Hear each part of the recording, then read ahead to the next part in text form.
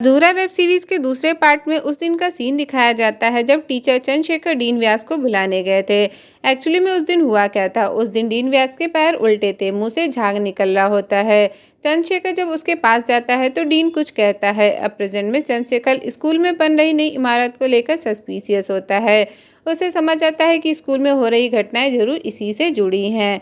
सुप्रिया चंद्रशेखर से पूछती है कि कोच व्यास अचानक से स्कूल के डीन कैसे बना दिए गए। चंद्रशेखर कहता है कि ये बात तो मुझे भी नहीं पता, पर वो बोर्ड में किसी के चाहते थे। मेडिकल रूम में वेदांत शैडो बुक पढ़ रहा होता है तो सुप्रिया उसे ये बुक पढ़ने से मना करती है, क्योंकि उसे लगता होता है कि उस बुक की वजह से वेदांत की तबीयत खराब हो रही है। सुप्रिया वो बुक आदि को वापस कर देती है। यहाँ सुप्रिया आदि के हाथ में वैसा ही मार्क नोटिस करती है जैसा वेदांत के हाथ में था। सुप्रिया भी अब तक थोड़ा बहुत समझ जाती है। स्कूल में सीबीआई की टीम आती है, क्योंकि सुरेश एक सेलिब्रिटी था, उसकी गर्लफ्रेंड नैन्सी भी 2 दिन से लापता थी। मीडिया का प्रेशर होता है, इसलिए गवर्नमेंट को इसकी इन्वेस्टिगेशन सीबीआई को देनी पड़ती है। ऑफिसर अविनाश डीन के ऑफिस में आता है और सुरेश के पास से मिली चिट को दिखाता है, जिसका मतलब वो बताता है कि उसे सुसाइड करने के लिए मजबूर किया गया था। वहाँ का एसएसपी उसे एक सिंपल सुसाइड केस बताता है, तब अविनाश उस पर सवाल खड़ा करता है कि अचानक से एक एसआई एसएसपी कैसे बन सकता है। उधर पुलिस को नैन्सी जंगलों के बीच थेरेपी लेते हुए मिल जाती है। देव और बाकी लोग डीन से पूछते हैं कि उन्हें क्यों नहीं जाने दिया जा रहा, वो कोई क्रिमिनल नहीं है। तभी वहां अविनाश आता है और कहता है कि सुरेश का केस हाई प्रोफाइल है और यहाँ होने वाली घटनाएं नॉर्मल नहीं है, इसलिए इन्वेस्टिगेशन होने तक यहाँ से कोई नहीं जा सकता। देव अविनाश को ट्रांसफर और सस्पेंड करने की धमकी देता है, पर अविनाश डरता नहीं है। मैस में वेदांत सार्थक को हॉन्ट करता है तो सार्थक उसे बुली करने के लिए सॉरी कहता है। ये बात सुप्रिया सुन लेती है, इसलिए वो वेदांत को अपने घर ले आती है। आदि निनाद का सच पता करने में जुट जाता है। टीचर चंद्रशेखर भी आदि को स्पाई करता है, क्योंकि वो भी सच्चाई का पता लगाना चाहता है। वो जब देखता है कि आदि निनाद की फाइल ढूंढ रहा है तो समझ जाता है कि ये सब कुछ निनाद से कनेक्ट है। और मरते हुए व्यास ने भी निनाद का नाम लिया था। वेदांत को घर पर लाने से सुप्रिया को अपने बच्चे के रोने की आवाज़ सुनाई देती है और उसे ऐसा लगता है जैसे उसका बच्चा पानी में डूबा हुआ हो, पर रियलिटी में ऐसा कुछ नहीं होता। तभी उसके घर आदि आता है, जो कहता है कि उसने जो चिट सुरेश की बॉडी के पास देखी थी वो सच में थी, क्योंकि वही चिट पुलिस ने एज ए एविडेंस रखी है। मीन्स उसका शक सही है। आदि वेदांत को सुप्रिया के घर में देखता है तो उसे समझाता है कि उसका अकेले वेदांत के साथ रहना सेफ नहीं है। इस पर सुप्रिया कहती है कि एक बार वो अपने बच्चे के साथ गलत कर चुकी है, इसलिए वो वेदांत को अकेले नहीं छोड़ेगी और ना ही अपनी गलती को दोबारा दोहराएगी। फिर आदि को वहाँ से जाने के लिए कह देती है। आदि स्कूल वापस आ जाता है, तब उसे वहाँ देवी प्रसाद मिलता है, जो पियून से केटरिंग का काम करने लगा था। आदि उससे पूछता है कि निनाद की टिकट लेने वही तो गया था, तो देवी प्रसाद कहता है कि टिकट लेने वो नहीं, डीन व्यास गए थे और उसे छोड़ने भी वही गए थे। देवी प्रसाद का इतना सब कुछ एक सांस में बोलना आदि को थोड़ा खटकता है। रजत अपने साथ हुए हादसे से परेशान था, उसे डर लगता है कि कहीं वो भी ना मारा जाए, इसलिए बातों ही बातों में वो बता देता है कि स्कूल के लास्ट डे उसने सीओस और देव ने निनाद को बुली किया था। फिर फ्लैशबैक में दिखाया जाता है कि निनाद आदि से मिलने असेंबली हॉल जा रहा था, पर रास्ते में सुरेश और रजत उसे पकड़कर आर्काइव रूम ले गए थे, जहाँ दोनों से बहुत मारते हैं और देव तो निनाद का सर कांच से भोड़ देता है, जिससे निनाद का काफी ब्लड निकलने लगा था। और ये सब देव ने मालविका को इम्प्रेस करने के लिए किया था। देव का सच सामने आने के बावजूद भी देव आदि को ही गलत ठहराता है कि उसकी वजह से निनाद स्कूल से भागा। इधर सुप्रिया के घर से अचानक वेदांत गायब हो जाता है। सुप्रिया ये बात आदि को बताती है और दोनों उसे ढूंढने निकल जाते हैं। आदि वेदांत को ढूंढते हुए स्कूल के न्यू विंग के साइड पर पहुंच जाता है, जहां उसे रजत एक इमारत पर खड़ा दिखता है। रजत किसी से माफी मांग रहा होता है और फिर वो बिल्डिंग गिर जाती है। रजत मारा जाता है और आदि बेहोश हो जाता है। देवी प्रसाद भी निनाद के कहर से बच नहीं पाता, उसे भी निनाद हॉन्ट करता है। वो खुद को मिट्टी के अंदर दफन पाता है। अब नेक्स्ट सीन में ऑफिसर अविनाश को दिखाया जाता है, जो घटना वाली जगह पर इन्वेस्टिगेशन कर रहा होता है। वो आदि से सवाल जवाब करता है, तभी शॉकिंगली वहाँ एक और डेड बॉडी मिलती है, जो किसी बच्चे की होती है। आदि ये देख के समझ जाता है कि वो किसी और की नहीं बल्कि निनाद की है। ये देख के वो पूरी तरह टूट जाता है। स्कूल में अविनाश सभी स्टाफ और ओल्ड बॉयज को इंटेरोगेट करवाता है, पर देव अपने पावर का यूज कर उसके सामने सपोर्ट नहीं करता। आदि निनाद का सच सामने लाने के लिए फिर से सुप्रिया से मिलता है, जो वेदांत को सिटी हॉस्पिटल ट्रीटमेंट के लिए ले जाने वाली होती है। आदि सुप्रिया को समझाता है कि वेदांत के अंदर निनाद की आत्मा है, वो वेदांत को प्रोटेक्ट कर रहा है। वेदांत वो सब कुछ जानता है जो निनाद से जुड़ी है और वही करता है। यहाँ तक कि वेदांत के हाथ में वही मार्क है जो निनाद के हाथ में था। उसने निनाद को छोड़कर गलती की थी, पर अब वो वेदांत को नहीं छोड़ेगा, उसे बचाएगा। लेकिन सुप्रिया आदि की कोई भी बात नहीं मानती और वेदांत को लेकर चली जाती है। रास्ते में वेदांत सुप्रिया से कहता है कि निनाद ने उसे बताया है कि सुप्रिया ने जो अपने बेटे के साथ किया वो बहुत गलत था और क्या वो उसके साथ भी वही करेगी। वेदांत की बात सुनकर सुप्रिया दंग रह जाती है कि ये चीज़ उसे कैसे पता चल सकती है। सुप्रिया के एक्सप्रेशन से समझ आता है कि सुप्रिया ने ज़रूर कोई बहुत बड़ा राज छुपा कर रखा है। वे दोनों सिटी हॉस्पिटल पहुंचते हैं और वेदांत का ट्रीटमेंट शुरू होता है। अब यहाँ पर फिर से फ्लैशबैक में सुप्रिया का वो राज दिखाया जाता है। सुप्रिया ने जब अपने बच्चे को जन्म दिया था, उसके बाद से सुप्रिया पोस्टमार्टम डिप्रेशन में चली गई थी, बिल्कुल पागल सी हो गई थी। उसका हस्बैंड उसे डॉक्टर के पास जाने को कहता है, पर वो नहीं जाती और एक दिन जब उसका हस्बैंड घर पर नहीं होता है, तब वो अपने बच्चे को नहलाते हुए पानी में डुबाकर मार देती है, क्योंकि बच्चे का रोना उसको इरिटेटिंग लगता होता है। सुप्रिया का हस्बैंड जब अपने बच्चे को मरा हुआ पाता है तो वो खुद को कोसता है कि वो अपने बच्चे को नहीं बचा पाया, इसलिए सुसाइड करके अपनी जान दे देता है।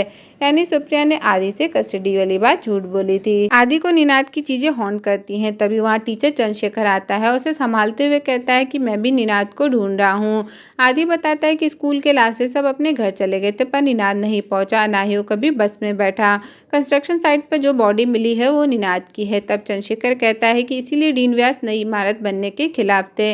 उन्हें पता था कि निनाद की बॉडी वहाँ दफन है। उस रात वो उसकी बॉडी को दूसरी जगह शिफ्ट करने के लिए गए थे। इसका मतलब उन्हें सब कुछ पता था और ऐसा करके उन्होंने 15 साल से बदला लेने के लिए तड़प रही आत्मा को जगा दिया है।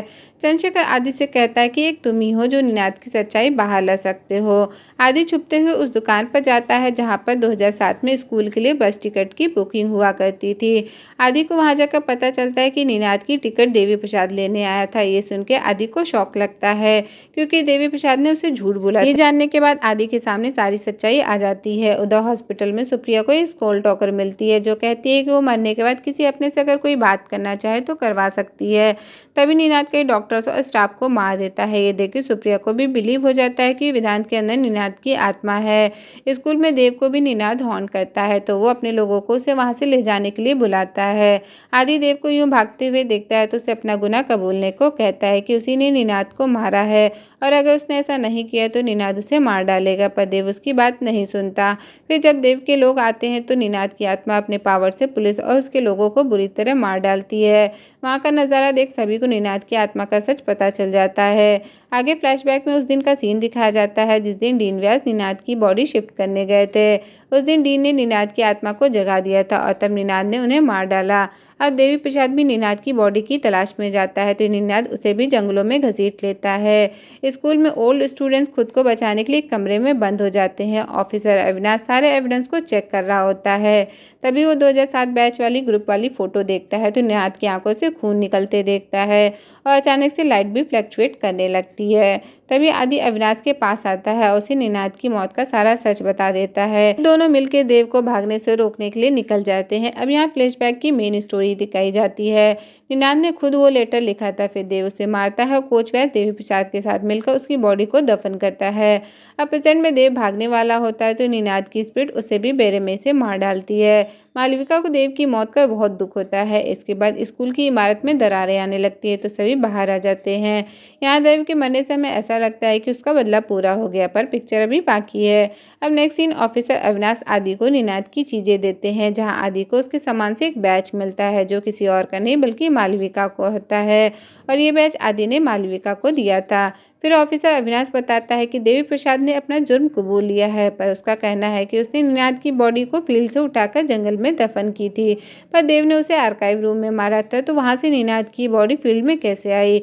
और पोस्टमार्टम के अकॉर्डिंग निनाद की डेथ स्कल और बॉडी के टूटने से हुई थी। अब आदि सब कुछ समझ जाता है और मालविका को जाके कन्फ्रंट करता है। अब दोस्तों उठेगा मेन रात से पर्दा कि एक्चुअली में उस दिन हुआ क्या था। असल में उस दिन निनाद देव के वार्ड से बच गया था और मालविका के पास सॉरी कहने गया था, क्योंकि उसकी वजह से डेट खराब हो गई थी। पर मालविका तो उससे चिड़ी हुई थी। गुस्से में वो निनाद को धक्का दे देती है, जिससे वो सीधे नीचे गिरता है जहाँ पर पत्थर थे। मालविका ये देख के डर जाती है और देव से हेल्प मांगती है।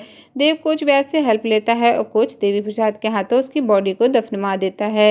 यहाँ आधा काम तो उन लोगों ने कर दिया था, बाकी का आधा काम निनाद के लेटर ने कर दिया था, जो निनाद ने गुस्से में स्कूल से जाने के लिए लिखा था। यही कारण था कि कोच व्यास अचानक से स्कूल के डीन बन गए थे। ऑब्वियसली उसने ट्रस्टी के बेटे का काम किया था। देवी प्रसाद को भी ये राज छुपाने के लिए काफ़ी पैसे मिले थे, तभी तो वो पियोन से कैटरिंग का काम करने लगा था। और एसएसपी जोशी को भी ये केस दबाने के लिए प्रमोशन मिला था। अब प्रेजेंट में निनाद की स्पिरिट मालविका को हॉन्ट करने लगती है। आदि उससे अपना गुनाह कबूलने को कहता है, पर मालविका ऐसा नहीं करती, इसलिए निनाद उसे भी वैसे ही मार डालता है जैसे उसने मारा था, यानी कि नीचे गिरा के। ओवरऑल अगर बात करें तो मालविका ये डिजर्व भी करती है, क्योंकि वही तो मेन विलन होती है। सबसे शॉकिंग बात तो ये है कि यहाँ सब जानते थे कि निनाद के साथ क्या हुआ, पर सब आदि के सामने अनजान बनते हैं और उसे कसूरवार कहते हैं। खैर, अब आदि निनाद की आत्मा से माफ़ी मांगता है और उसे वेदांत की बॉडी को छोड़कर आफ्टर लाइफ जाने को कहता है, जिस पर निनाद कहता है कि आदू को ही उसे छोड़ना होगा। और फिर आदि उसे आज़ाद कर देता है और अपने बेस्ट फ्रेंड से अलविदा ले लेता है।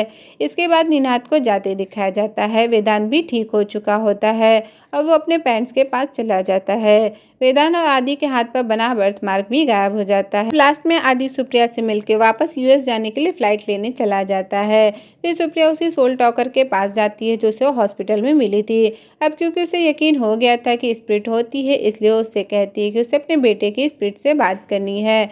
वो सोल टॉकर उसके बेटे की स्पिरिट को बुलाती है, लेकिन उसकी जगह कोई और ही स्पिरिट आ जाती है और वो सुप्रिया को पजेस कर लेती है। इसके बाद हमें आदि का सीन दिखाया जाता है, जिसके बाद सुप्रिया का फ़ोन आता है जो आदि से मदद मांगती है और कहती है कि आदि मुझे बचाओ, और यहीं पे ये सीरीज़ खत्म हो जाती है। तो दोस्तों, आपको क्या लगता है कि लास्ट में किसकी स्पिरिट सुप्रिया के अंदर आई होगी? मुझे तो लगता है कि मालविका की होगी, क्योंकि वही आदि के पीछे पागल थी, या फिर हो सकता है किसी और डीमन की भी हो।